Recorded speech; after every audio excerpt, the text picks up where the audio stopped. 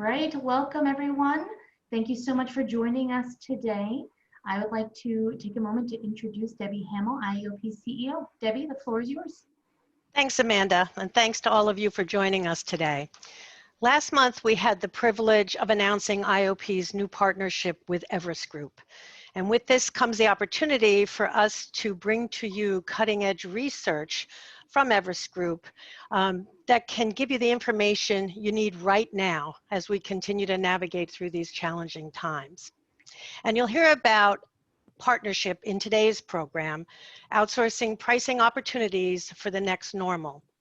Please feel free to use the Q&A and chat feature and get your questions out. I'm sure the panel would love to hear from you, and you can, take the time to walk away saying, this was worth every minute I spent on it. And keep in mind, you can replay this at any time. It's usually available in about 24 hours on IAOP's website. Sometimes you want to go back in and say, I think I missed something, because this is really going to be valuable to you. And we're so thankful to Everest Group for the partnership and bringing this to you today. And so with that, I would like to introduce Michael Jansen, who is the Chief Research Officer at Everest Group. Thanks, Michael. It's all yours. All right. Thank you, Debbie. And yes, we're excited about our partnership with IAOP. I think in this day and time when things are changing so fast, having the latest available information and having the latest available data is critical for anybody that's in this market. I know our team is really dedicated to keeping up and refreshing everything that we're doing here. So with that, let me introduce Abhishek. He's our partner of our pricing assurance practice. Say hi, Abhishek. Hi, everyone. Good to be speaking with you. I'm a partner with Everest Group and lead our pricing assurance practice globally. And he's coming from Gurgaon? Yes, absolutely. Gurgaon, all right. the outskirts of Delhi. And Amy Fong, she's our vice president of our outsourcing excellence program. Hi, thanks, Michael. I'm Amy Fong, and I lead all of our relationships with sourcing and vendor management teams. So happy to be here. Thanks for joining us today. And she's calling in from her home office in the Bay Area, right? Smoky San Francisco Bay. Smoky. I didn't realize that was the new term. Right. I thought it was foggy, but maybe smoky is the new one. A little one. of both these days. Good. All right, fantastic. All right, so today what we're going to do is we're going to hit on a very hot topic, which is always pricing. So we're going to talk about where we're at now. We're going to talk a little bit about the opportunities, and then we'll talk about some organizational versus structural approaches, and then we'll do Q&A. And I'll be closely monitoring the Q&A. So if there's a question that we can kind of insert into the flow of our slides here, we'll absolutely do that, or we'll address it at the end. And if we typically on this topic, we get lots and lots of questions. So if we can't get to them all, we'll follow up after the meeting. So with that, let's talk about where we're at right now. So from a perspective of this year's been extremely interesting. We all thought we came into the year, and if everybody kind of rolls back into the Wayback Machine, we were all thinking about the top topic of the time was the China and the U.S. trade war. And I don't know if everybody remembers, that was just the beginning of the year when that was a day-to-day discussion, and it was impacting markets and lots of conversations. But COVID has definitely been the dominant theme in our lives since the March timeframe for the most part. And what that has resulted in is a lot of companies that have moved from the stage of trying to figure out what's going on to a stage of action. And we really saw that switch over happen around the Memorial Day here in the US, which would be kind of June, beginning of June. There was like a light switch that went off and said, hey, we understand this is going to be with us for a while, but we're a business and we've got to plan for our future. We need to make the changes that we need to do. We need to build our budgets. We need to set expectations of how we're going to function and how we're going to deliver results. So what that really resulted in, and again, the comments I'm going to make here in ongoing will vary by industry. It's one of the things that we saw here certainly is our conversations vary by industry. So when Amy and I and Abhishek are talking, we'll go one call being, hey, business is great, and then we'll go to another call and business is not so great. And so that's one of our challenges, to make sure we calibrate everything that's happening out there in the marketplace. So the budget cliff is here. Almost everybody's either experiencing that or use it as an excuse.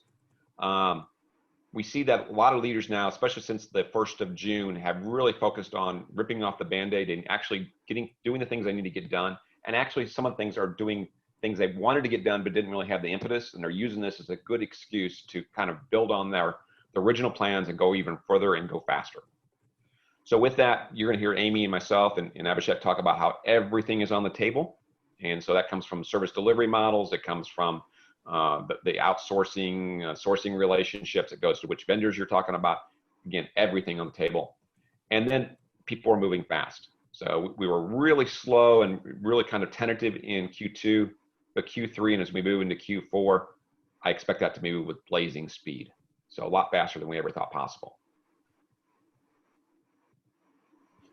Okay, I've already kind of laid the stage here. You know, we had that work from home scramble. I will have to give great accolades to this industry. I've been in the industry for 3+ decades, and I can assure you that I have been through so many contingent planning exercises over that period of time. And most of them were all focusing on, you know, an application being down, a city being down, a building being down, a company being down, but never in all the conversations we've had since, you know, over the last few months, nobody truly planned for a global pandemic where the globe goes into hibernation or goes into a reset. Nobody planned for it. The reality is we did quite well. And that's an impressive statement to make, is that, you know, there were some exceptions and there's some, you know, some tweaks to people's business models, but as a whole, we survived it. Now, I'm grateful that this happened in 2020 when we all have the ability to jump on the internet. We all know what the internet was. We had the ability to do video conferences. We had the ability to move work around. That's a great asset. I've been working out of this chair on a work from home basis for the last 23 years, originally with Gartner, and my work used to get delivered to me on a 3.5-inch floppy, delivered by 10:30 every morning by the Federal Express truck. And I know some people are going to say, well, you don't look that old. And that's true, but that was the okay, Amy. I see you saying that that was the reality back then. And if we had had the global pandemic there, it would have been a tremendous challenge for businesses to keep on going. But fortunately, we had it. So we talked about this work from home scramble that moves into the reset for the next normal. So we're going to show you a couple data slides here, and we'll go from there. So I'm going to jump in here and just give some examples of what we mean when we say everything's on the table. You know, we started saying that phrase a few months ago, feeling like there were a lot of moving parts here. And now I'm hearing it back directly from some of our clients and members. And I really think it's true. We have these goals, right? We need to reduce costs, as Michael spoke about. We need to lower our exposure to risk. We had a pretty bad scare a few months ago that we're still living through. And at the same time, increasing productivity is still on the table, as it has been for a while. So what are some of the levers we pull? Well, do we do more outsourcing? That may lower our costs. Do we consolidate our portfolio, up our negotiation ability through volume consolidation? Or do we need to do less outsourcing, maybe more onshoring or more offshoring, or expanding our portfolio to minimize our risk? There's really a lot of competing priorities here. There's also the question about what to do with GICs and GBS and captives. So what we're seeing from the organizations we work with is that it's not just one or two of these decisions, it's all of them, and they're all interconnected. And we layer in things like, even if we're staying with our portfolio, well, now we have more people working from home. So how does that affect our contracts and our productivity and the terms we had, and how our agile teams that we just rolled out in pods, how are they going to function, right? So there's just a lot of decisions here. We can go on and on. We've done several other events, and we're always happy to talk about this. But today we're going to focus on this more from a pricing perspective and some of the savings levers that we're seeing organizations put into place. Yeah, so if everything's on the table, what are people doing right now? And so we asked, so one of the things that Amy and I and Abhishek have been doing is grabbing data in slices across this time continuum. And what we've been able to see in the data is, you know, what people were concerned about in March has now changed in April and May and June, and even the polling that we're doing right now. You can actually see people's actions and attitudes changing in the data. So what you're looking at here is the question around, what are you actually doing with your service providers? What are you asking them to do as your partner? And so what you're going to see is going to see two slides. And having been in the outsourcing industry from all facets, I knew that when I was on the supplier negotiation side, so when I was negotiating with buyers, I always wanted them to talk to me. Well, let's step back. So when you look at an invoice in which you pay in an outsourcing relationship, there's a price and there's a quantity. And then what you do is you multiply price times quantity, and then you put all that stuff down there and you get a bill. As an outsourcing supplier negotiations, I always wanted you to be talking about the P times Q, the pricing element aspect of the equation. And I knew if I could get you focused on the price conversation, I would be able to win the overall my objectives in the conversation by continuing to adjust the Q. So if you think of price times quantity, most of the things you see on this page right here are pricing oriented. Okay, scope recalibration really goes to aspects of different industries having to scope up and scope down. So that was obviously a big deal, and especially with things like call center and some of the business processes. But the rest of these things, rate card reductions, change to payment terms, levels of discounts, COLA, those are all things that go immediately to the pricing conversation. Okay, and those are pretty obvious to me when I look at that list. One of the ones at the bottom is something that I always like to talk about because it's not as obvious, but I think it's actually one where it has a big impact for certain contracts, and that's really the technology skill premium conversation. And what we mean there is, Abhishek, we'll talk a little bit as we go forward here, but essentially when a hot skill comes on the market, becomes required, the technology providers will often come back and say, hey, I need to pay 20, 30, 40% more. And an example here would be, do they ever come back and ask you if, come back and say, hey, here's an option to reduce that rate down to, it's not a premium anymore. We've hired a whole bunch of people. We've skilled up there.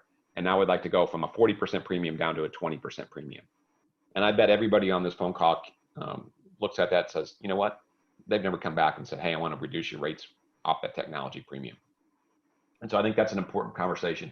If you look at the more structural things on the next page, what you'll see here is, and these mostly relate to the quantity. Yes, there you go. These mostly relate to the Q part of the quantity of the equation. Things like automation usage. Okay, there's a case where you're not worried about, hey, heck, how do I get a 3, 5, maybe even a 10% rate reduction? But how do I reduce the volumes of the things that I need? How do I reduce the quantity of servers? How do I reduce the storage requirements? There's an old saying in the industry is that nobody ever deletes a line of code and nobody ever deletes a file. And so you can probably think about, how many times the last time you spent time going through and deleting pictures on your own personal devices? You just don't do it. They just grow and grow and grow. So that's an example of Q getting bigger. The same thing goes over on, business processes. So anything that you can do to automate things has the big lever in the equation of being able to reduce the overall bill. Process design is part of that. The ability to move things in-house is always a consideration. The onshore offshore mix is a big deal. There's some other items on there. Another one I like to point at the bottom here, it doesn't get the attention that many people think about it, but it is a big lever in the overall equation, is that skills mix. So like the technology premium one, this is one where it kind of silently creeps up into the overall equation, and it has an impact on the bill. So like when you start the contract, you may have 1 senior and 9 juniors. Guess what happens in 3 or 4 years?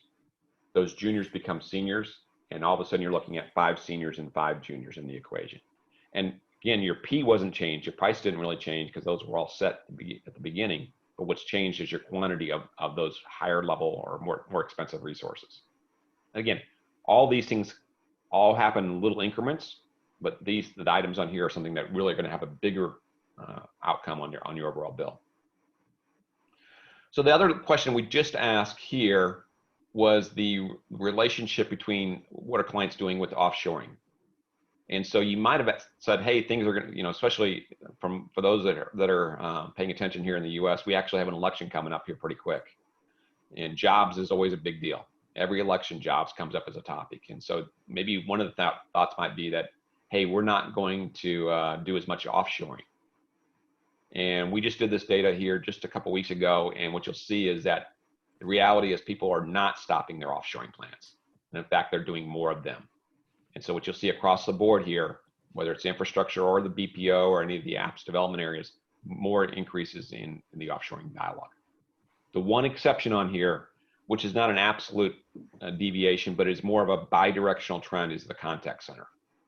And so while I was very optimistic and very happy with the way the whole industry performed as a whole in terms of end results and delivery, the contact center was probably the area that we saw the most challenges, specifically with the Philippines.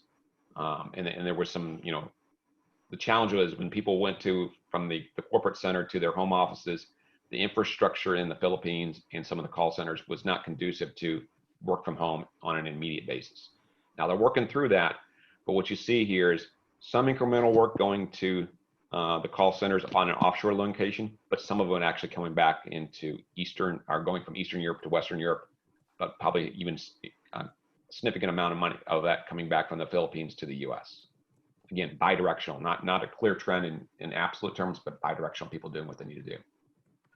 So let's get some data from you. That's our kind of level set of data.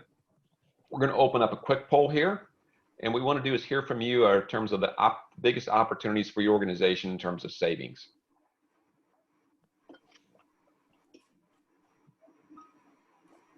So we'll give you just a minute or so here to fill out the choices.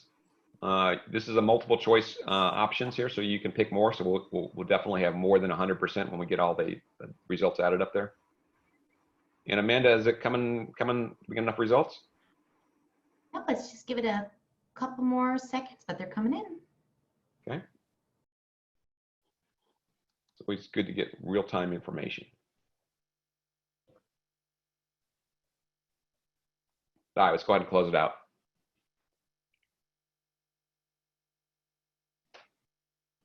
All right, so the top choice there is the biggest opportunity is the continuous improvement expectations.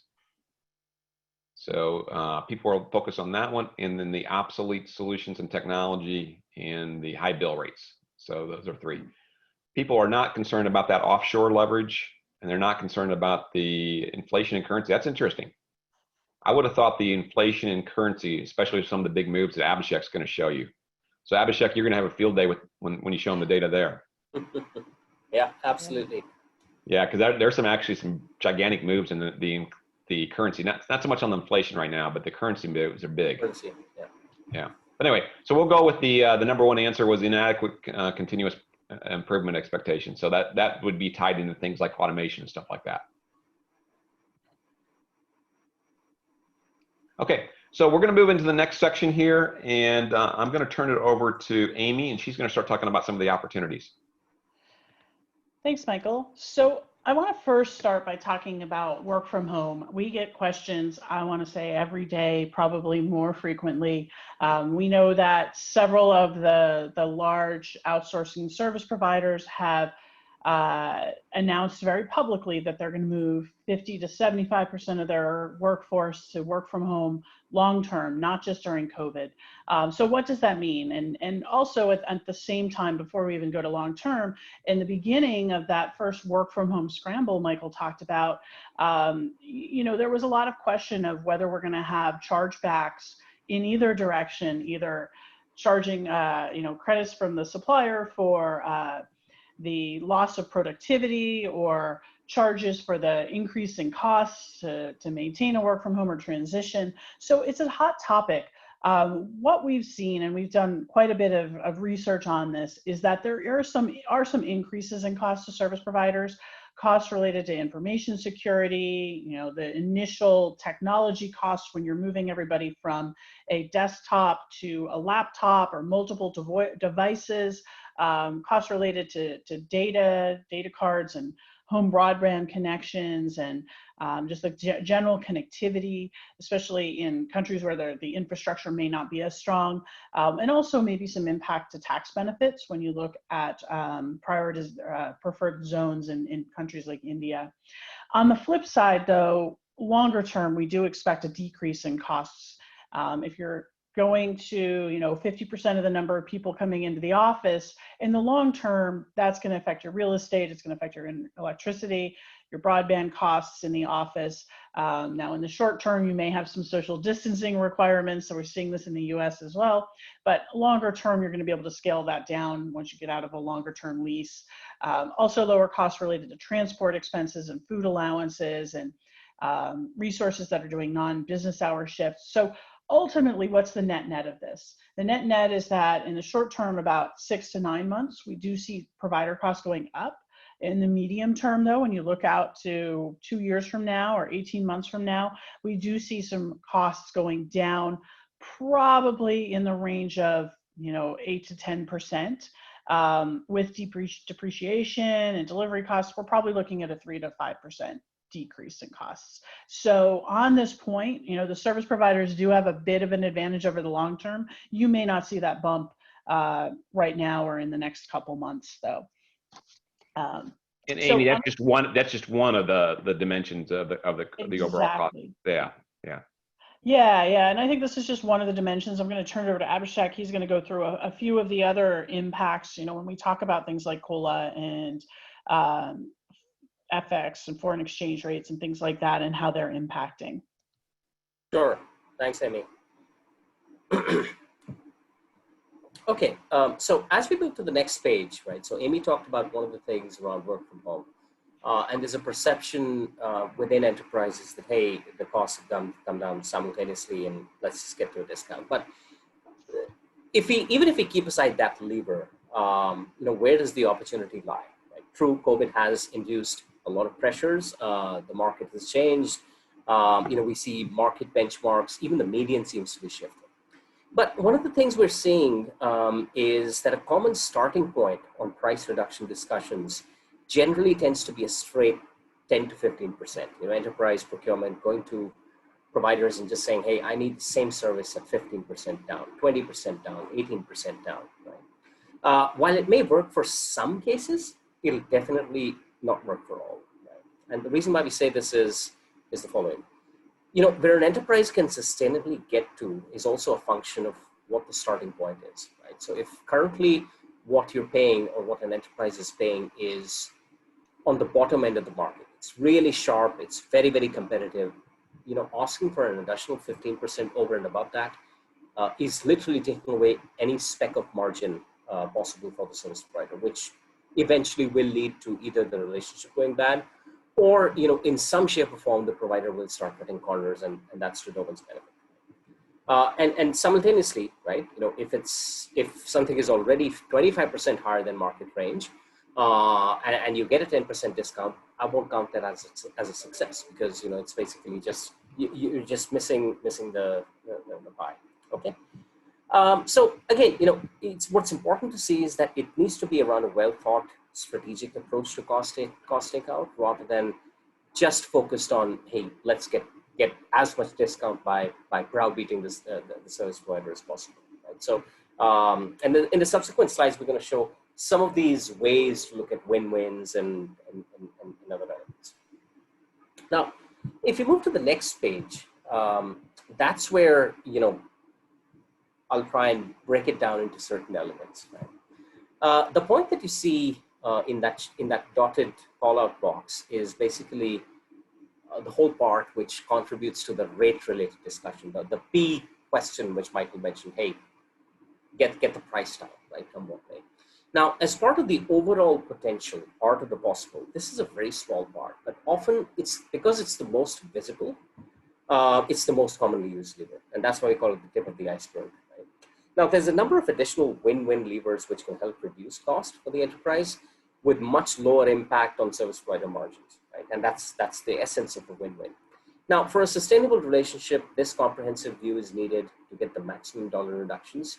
And in the next few minutes, we'll talk about some of these elements around equitable contract T's and C's, right? SLA adjustments.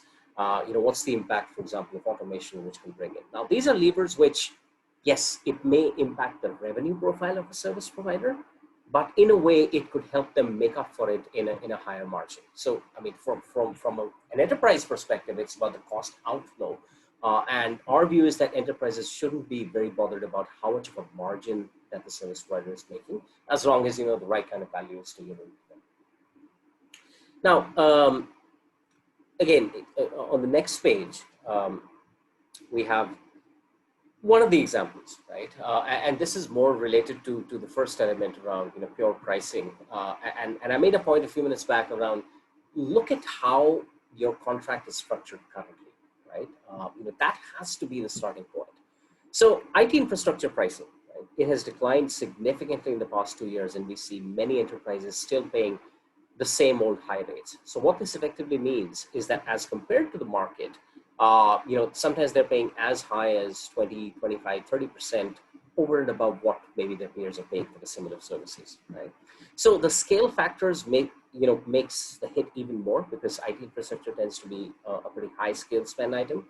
Now, our recommendation would be for every enterprise to objectively review their IT infrastructure rates once every 24 to 30 months. Now, there's a number of enterprises who actually we engage with, and we know for a fact that even if they're not engaging us, right, they do engage in some kind of a benchmarking exercise every 18 to 20 months, specifically for infrastructure, because this is such a fast-growing market, right?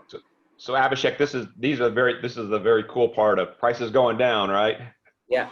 This is the P part of the conversation, but I bet that all your overall bill is going to be impacted by the Q, because all that stuff goes up in terms of volume. None of those items on there go down. Absolutely. And while this is about base rates, the story doesn't end here, as Michael mentioned. On the next page, we'll speak a little bit about the technology skill premiums and how they cause a load, right? Now, what happens is that there's always, at any given point in time, there's a continuum, right? There's a set of skills which are kind of static, but there's also a set of skills on the extreme. Examples of hot skills in high demand. The premiums, because they're in short supply, high demand, there's a bit of a gap, and those prices go up, right? Conversely, there's also, at any given point in time, a set of not as hot skills where the demand, perhaps over the past 1 to 2 years, has been high, but now it's stabilizing, right? It's decreasing because the demand rationalizes. Second, also that in response to previous demand, skills have been built up, right? So there's a bit of a saturation in the market. Now, the left-hand side is where we see a lot of service providers really reaching out to their clients, talking about how difficult it is to hire, promising something that, hey, good quality only comes if you pay a certain premium, all that stuff, right? In response to market needs. Somehow there's what I call the term absolute radio silence on the right-hand side. Absolute pin drop silence. In my 17 years of working, I have never seen a service provider come back and say, well, by the way, this is rationalized. We now have a pool. This skill, what we're charging 25% of a premium, I think we can get it down to 50. I've never seen it. And then it's the prerogative and I think the responsibility of the enterprise to keep track of what's really happening in the market so that these can be calibrated accordingly. Nothing is a final set in stone price or premium. I mean, the market changes, the world changes, and it needs to change. So this is one area where we see a lot of load coming in just because of a single point of what I call inertia, right? So it's very important to look at some of these. Yeah, Abhishek, the initial conversations around the premium, there should be a skills premium, and there often is in a really hot skill because there's not enough resources, and that's just the reality of the market. But the great thing about India has been, in all the supplier community and the education system there, they are able to scale up very quickly to things like RPA. 2 or 3 years ago, that was a rare commodity to have that skill, have it be certified in the different platforms. Today, they can scale up, they can hire tens of thousands and train those people to meet the demand. Absolutely. Okay.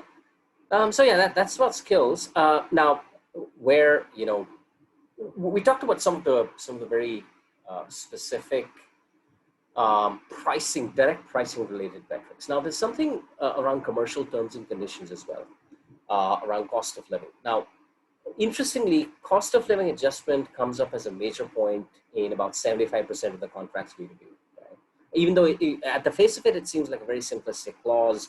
There's indices and you interact with two. So the common themes which enterprises perceive, and sometimes they correct also, that are they paying too much?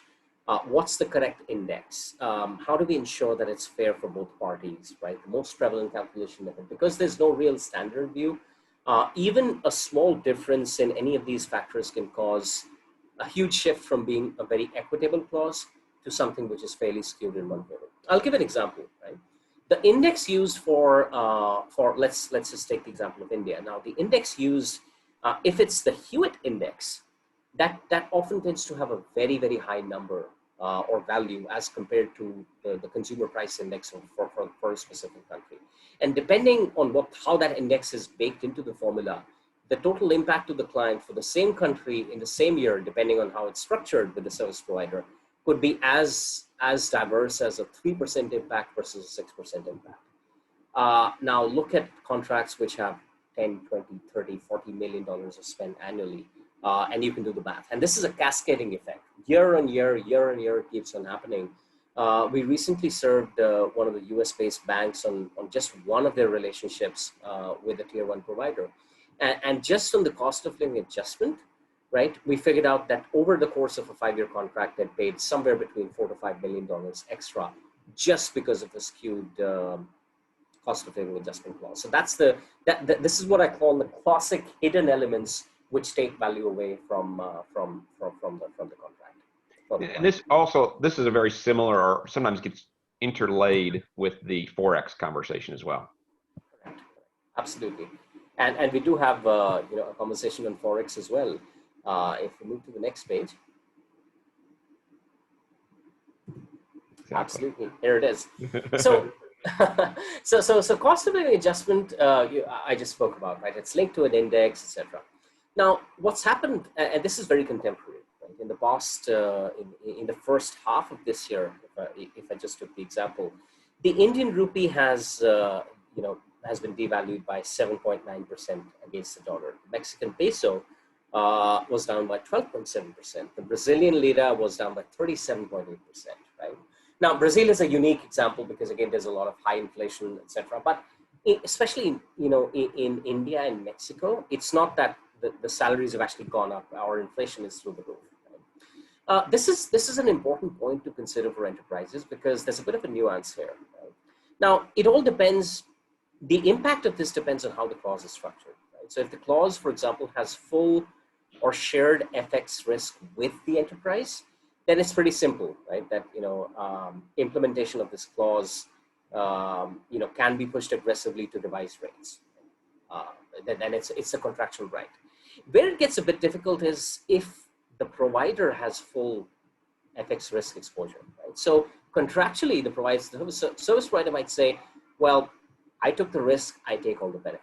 Right? But in these times, it's not uncommon to actually use this as a lever, as a negotiation lever to bargain discounts and say that, hey, in the spirit of working together, we're in a problem in certain industries like travel, oil, the revenues had gone down drastically. So clients were using this as an example. Enterprises were using this to say that, hey, you've got the windfall benefit of 8%. Can you use this to offset either a discount or put a waiver on the cost of living adjustment? So this is a lever, just trying to get to a win-win and sharing a windfall for both parties. So even if whatever the clause may say, our sense is that it's definitely useful to keep an eye on the Forex movements, especially for major delivery locations, to see how they can be used in the overall negotiation strategy.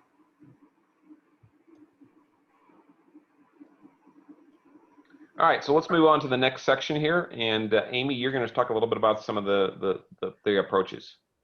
I am, and thanks, Abhishek. That was really great examples of some of what I would put on the left side here of the direct negotiated cost impact levers.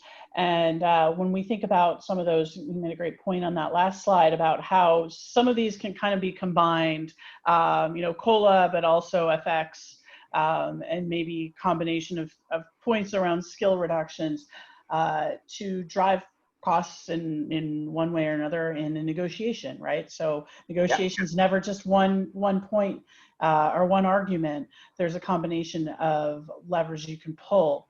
When we think about, though, the full extent that you can achieve in terms of longer term cost savings, we talked earlier about structural changes that you can make or that our companies are making.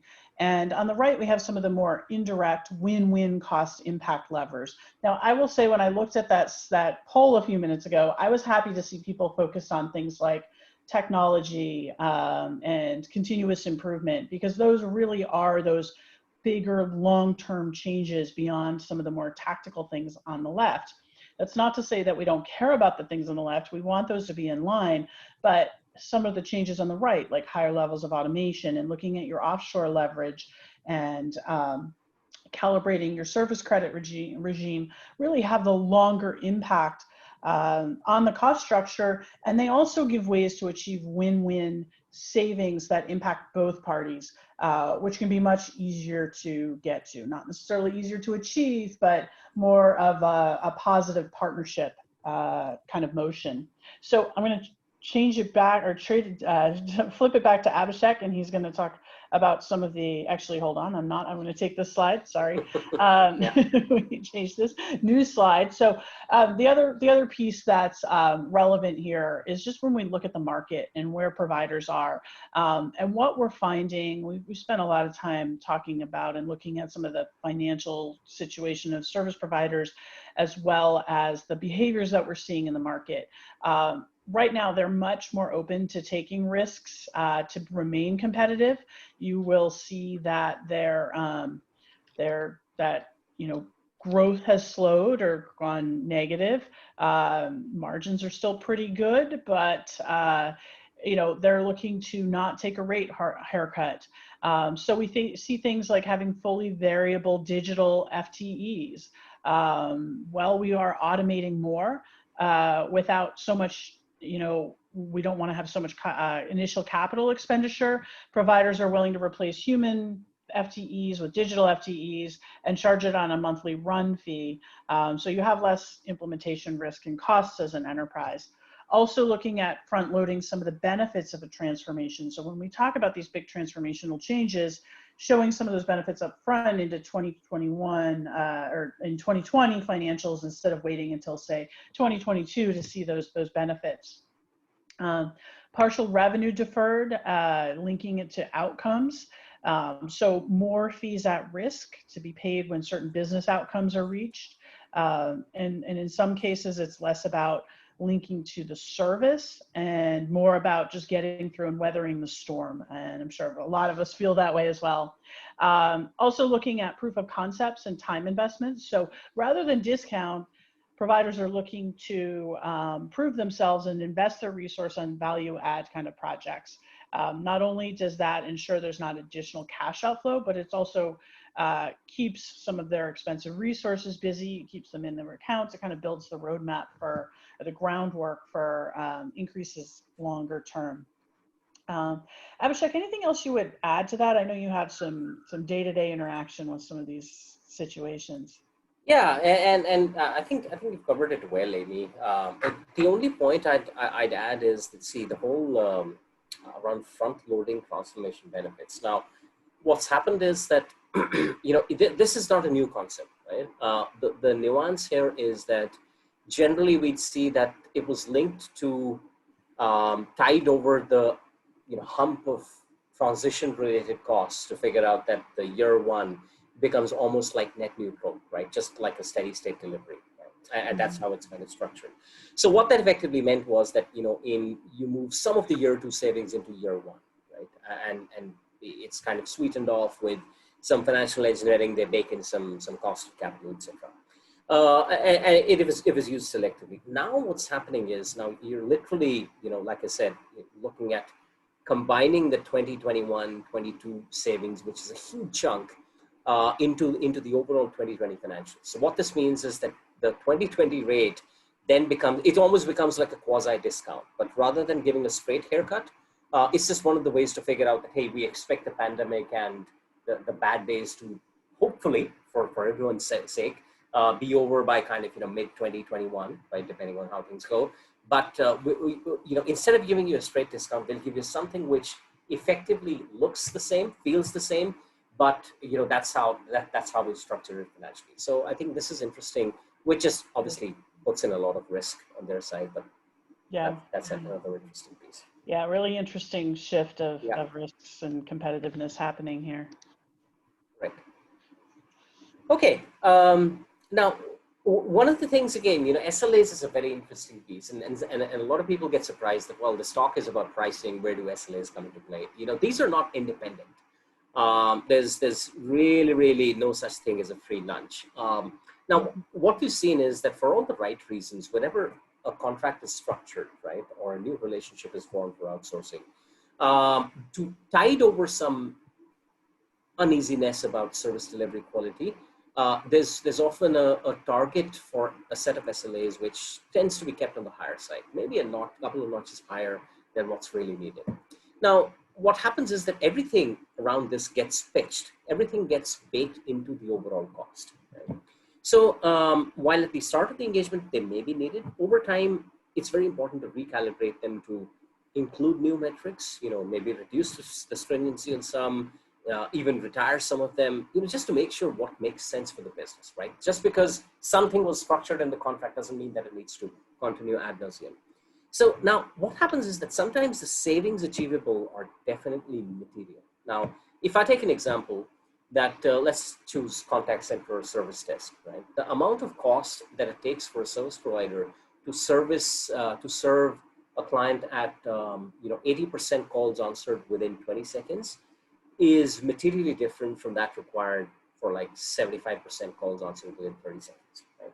Now, in tough times, this may be one of the levers which enterprises can pull, that, hey, I'm fine with a little bit of tweaking of the SLAs if it helps reduce costs for the vendor, which can be passed on to the enterprise. So, from the lenient range to the most stringent SLA range, depending on where each enterprise has that threshold, this could be tweaked, and the difference in price overall could be as much as 10 to 14%, which is no small change. So again, recapping the previous point we made, everything's on the table, right? This could be one of the factors, again, to work jointly with the service provider as a partner to achieve this, right? But the keyword here is jointly and win-win. This cannot be browbeaten. Hey, I need this, right? No, it doesn't work this way, right? It has to be like in a true spirit of partnership. Okay, right. So I think one of the things which I'll just cap off by is the prioritization is critical, right? When we're talking about this, before embarking on any outsourced price recalibration or negotiation, just very critical to understand how the current fee stacks up, right? And really prioritize those high value areas where the gaps are high. Okay. As a thumb rule, we've seen that generally legacy contracts tend to have more bloat in them. So what this means is contracts where have just been continued without major renegotiation over the past 7, 8, 10 years, they tend to have more bloat. And then finally, it's advisable to think beyond just the unit prices and rate cards. Let's look at an overall holistic view using some of the levers we just described, because I think we've seen it in actual cases where it's most useful there, because sometimes providers have learned how to game the rate benchmarking to some extent, and an ostensibly competitive rate card may be hiding other inefficiencies, as we may call it. Okay, if we move forward, yeah. So now I talked about some of that prioritization aspect. Now, one of the things which is not really linked to pricing movement or negotiation, but it's linked to overall contract simplification and making lives easy. A couple of trends that we see. One is that a lot of IT and BPO services portfolios have grown, and what this means is that different kinds of contract structures have evolved, even though the philosophy may be the same, but terms like COLA could be different across contracts. Terms like service credit regime could be different, and quite a lot of stuff around year-on-year productivity improvement, benchmarking clauses. So there's quite an initiative which we see in mid to large size clients to really simplify and get to as common a template as possible and move all the contracts to that, so that they're streamlined and easy to manage. The second element is a bit tougher. It's easier said than done. It makes for a lot of interesting conversation, but again, the whole pricing model change, and we see some kind of maturity coming in within the market, where it's not about, hey, let's just move to an output or let's just move to an outcome. It's based on what the exact drivers and service provider behaviors that one wants to drive, right? So it's all linked to ensure a win-win rather than a one-size-fits-all. It looks at complexity, predictability of work, volume forecasting, whether it's a scaled up objective of the client or just keep the lights on.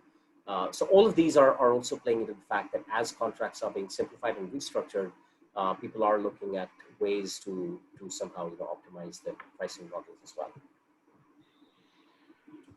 All right, so let's everybody likes data. And so what we're going to do is for the people that are participating in this call, it's going to make an offer here to give you a free price check, complimentary price check. And so we're just going to do a quick poll here. It says if you're interested in getting a complimentary price check, which really has an opportunity for you to see 3 roles and 3 functions from a list of 6 different countries. If you're interested in seeing what Abhishek and his team would look at as the current fair market price for those selections, just say yes here, and we'll make sure we get back with you at a link to actually get that done for you. Okay. Thank you, Amanda. So we're moving on here, and we're going to wrap up the last section here. Amy, you're going to talk about the 6 different parameters.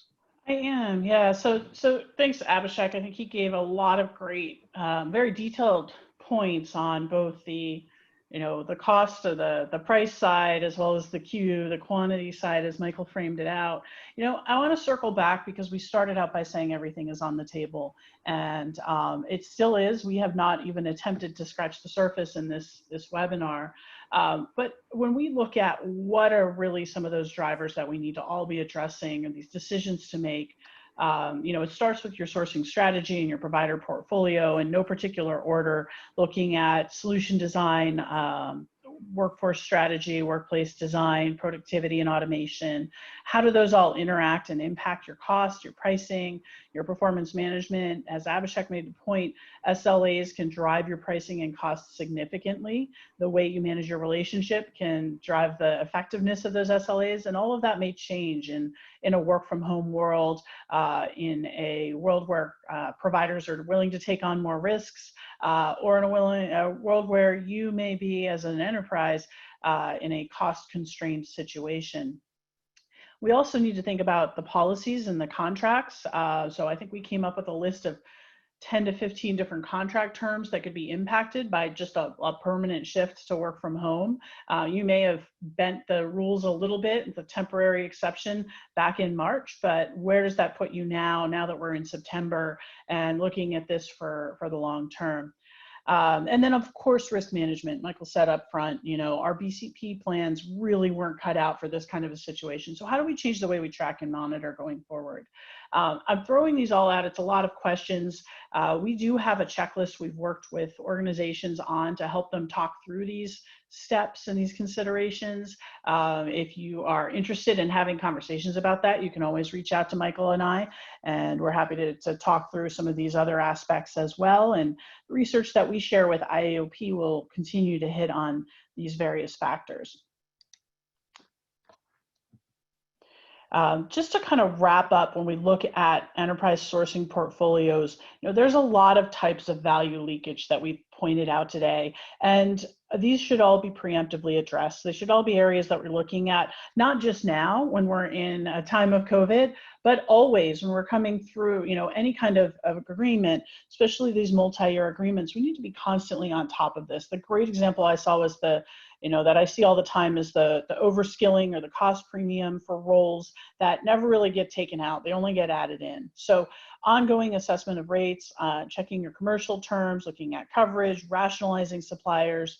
There are inflection points like we're in right now, but we also believe that good hygiene is managing this on an ongoing basis. Abhishek, you want to talk about some of the real benefits that you've seen? These are real life examples here. And we need to do the quick version of this. Yeah, absolutely. So a couple of things, right? One, all we've discussed till now is what I call steeped in reality. Enterprise clients have seen significant benefits in short time frames. I'll just use one example, right, which is the first one that you see. So this was just over a period of 3 weeks on a strategic proposal review, sole source review. The client was able to save $2.2 million on an annualized basis, right? Now, What this meant was that in terms of the return that they got on the investment that they made on that engagement, it was upwards of 20x just within 1 year. I'm not even counting the return for the subsequent years. Okay, so again, this is pretty real cash impacting stuff. That was the quick version. Back to you, Michael. All right, sounds good. All right, so we're going to wrap up here. We're going to do some Q&A. I see a couple questions in the panel there. So get your questions in right now. Amy's going to do just a sentence or two on what her practice does, and then we'll move into the question and answers. Yeah, and we wanted to just touch on this because we may be, Everest Group, although it may be a familiar brand to many IAOP members, may be a little bit new in terms of how we work with enterprises, specifically with sourcing and vendor management teams. We have a couple of memberships we work on, or we offer. One of them is Outsourcing Excellence. That's actually rebranded just this week. It is a market intelligence access. That's not just all of the research that we put out, and we put out a lot of research, hundreds of research pieces per year, but also access to our analysts to help you with things like solution design and portfolio optimization and risk management. We have risk database with quarterly updates of real information and insights on all of the top providers. We also, though, have a pricing as a service membership that's relatively new this year. The reason we introduced this was because of some of the comments I made on the last slide I covered about this ongoing hygiene of constantly monitoring and checking your contracts for the best terms, for the right rates. So we've turned what used to be a project into an opportunity for a ongoing retainer type model where you have access not just to pricing data, but performance management and SLA data and policy and contracting information, and access to Abhishek's team and from our pricing assurance practice to be able to stay on top of these contracts. And for those of you on the call who have, millions, hundreds of millions of dollars in these agreements, the return on investment of this type of information, just to level the playing field is really high value. We also do a number of different types of projects. One thing that I'm always impressed with is how Everest Group is flexible in doing a large consulting project or a shorter, couple week long project that's very targeted. So if that's something that seems of interest, you can always talk to us about it. Don't want to make this too much of a commercial, but we do think that the pricing as a service especially really ties in with this topic, and is how we're starting to see our clients work with us to stay on top of a lot of the issues we talked about today. Okay. So let's jump to some of the questions, Michael. Yeah, so always the most popular question is, will we receive a copy of the deck? And the answer is yes, you will. I believe Debbie and Amanda will be getting that out to you shortly afterwards. So they'll work on that, and there'll be I believe it takes a little longer, but there'll be a copy of the actual recording as well. So let me get a question here, and I'll let either one of you guys can answer this one. To demonstrate the need to address the cost savings impact levers to senior leadership, can you share some of your favorite hard dollar benchmark examples?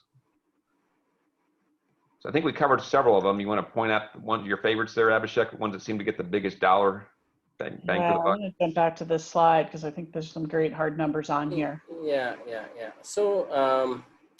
So I think in today's times, the greatest dollar impact actually comes from one of the greatest dollar impacts comes from recalibrating the continuous improvement which needs to be baked into the contract. Right now this could come not just from automation, but automation, centralization, general process improvements using lean, and all of these are without invasive, high investment transformational programs. Right? So that's where the value lies. And that's where, most of the progressive providers and more aggressive providers are winning deals based on that. So I think that needs to be recalibrated to, showcase the most dollar impact. Yeah. I think you go back to the P times Q conversation, and I think, right, Amy, you and I have had many conversations over the last few weeks of clients talking about, hey, they can probably get 3 to 5, maybe even 5 to 10% off of the P part of the conversation in various formats. That's pretty much what we've been hearing yet. And so I've heard as much as 20%, but I don't know that I wouldn't put that one on the bank.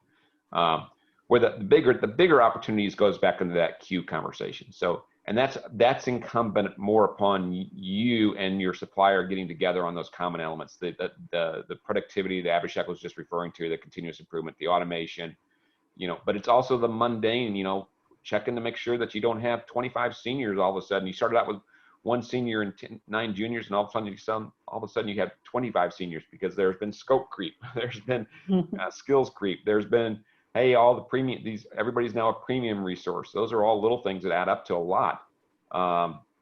Nobody deletes a line of code. Nobody deletes, gets rid of any files. Those are all things that add up and keep on adding up into the overall equation. Amy, let me ask you this. I'm going to position this a little bit differently than the original question here. I know you and I have been looking at margins and supplier margins, and what was your impression when we started looking at some of the biggest players out there? And we always talk about a win-win situation. Procurement doesn't want to go too hard at their suppliers, but what do we find when we started looking at the margins in general, without naming any specific names? Yeah, and I know we have plenty of providers on here too. So I think that being, those of you who know me know I have more of a supply chain sourcing, supplier management background. I've spent a lot of time figuring out how to best manage strategic supplier relationships. And we know that in those big partnerships, as these are big partnerships, right? You rely on your outsourced partners to do good work for you. Nobody wants to go in, or I should say that there's always significant attention given to how do we not nickel and dime our providers, right? How do we maintain these and be strategic partners? What we really want out of these relationships is a partner that's going to bring new ideas and be innovative and help us introduce new technology and all these things. And because of that, there is always a reluctance to push back on pricing too hard and focus too much on the P, right? And that's the right instinct. What we're seeing right now at this unusual time is that even in industries that weren't necessarily hard hit, like say insurance and banking, they're still operating at full bore, and in some cases maybe more so. There is still a need to cut costs for various reasons, and there's a bit of a hesitation to push on their service providers. What we're really seeing from service providers, though, is that although growth may have slowed, and there's certain, most industries' growth has gone down a bit, with the exception of healthcare, life sciences, margins are still pretty good, and there's several service providers where margins have actually gone up in this time period. So there's a bit of, are we sharing the pain here, or is all the pain kind of disproportionately on the buy side? And I think that's something that we need to think about, and we're happy to, with all this data is publicly available, we support investors, so therefore we spend a little more extra time on this data. Always happy to have a conversation about this topic, but realizing that the providers in this space are not 1 week or 1 month away from going out of business. I think kind of changes people's perspective on how they manage these strategic relationships from a cost and pricing perspective. Yeah, Amy, you and I have had dozens of conversations on this topic, and there was that fear factor of not attacking your suppliers. Then we started showing, here's what the reality is: supplier margins are actually up as a whole, as an industry. The supplier margins are actually doing better. Revenue's taking a hit, but margins are up. But I think over the long term, it is a balancing act, and when I was showing this, the research we had there, and if you're interested in that, just let us know. That when we're showing that to clients, the good news is it is good news. We do not have a failing industry here. This would be a much different conversation. So Amy with her supply chain would be freaking out. If everybody's margins were going to zero, people are starting to go negative, then we would have some real problems in this industry. The reality is, I said from the very beginning, the outsourcing industry and the services industry has done very, very well in terms of reacting to the pandemic, recalibrating what they need to do, and they've been able to keep margins up as an industry. So that's all good news. And so why don't we leave it with that? We have a couple more slides here, just as reference slides that'll be in the deck. Amy, if you could just flip through those, I'll just point those out there. A bit of a lag here.